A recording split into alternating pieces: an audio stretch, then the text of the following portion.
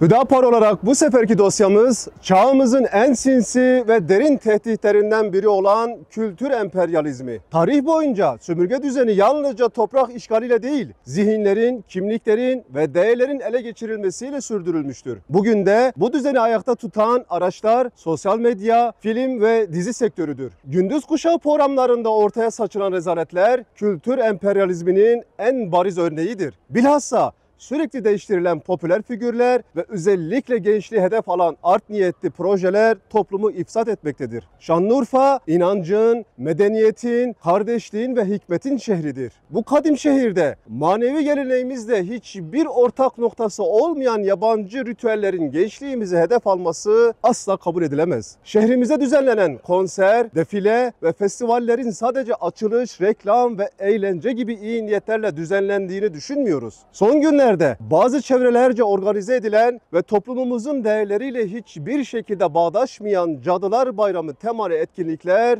bu kültürel kuşatmanın bir örneğidir. Kökü dışarıda olan hiçbir proje bu topraklarda yeşermemeli. Hatta bu ifsat projelerinin tohumlarının bu topraklara atılmasına dahi izin verilmemeli. Hüdapar olarak diyoruz ki biz meseleye bir eğlence etkinliği olarak bakmıyoruz. Bu tür sembolik adımların zamanla kimlik aşınmasına, kültürel yozlaşmaya ve toplumsal çözülmeye dönüştüğünün farkındayız. Dolayısıyla kültürel ve manevi kimliğimizi korumak adına bu girişimlere karşı durmaya devam edeceğimizi ifade ediyoruz. Yetkili kurumları gerekli hassasiyeti göstermeye, aileleri ve eğitim camiamızı da çocuklarımızın manevi bütünlüğü konusunda daha dikkatli olmaya davet ediyoruz. Biz bu şehri ve bu gençliği kültürel işgale terk etmeyeceğiz ve sonuna kadar mücadele edeceğiz.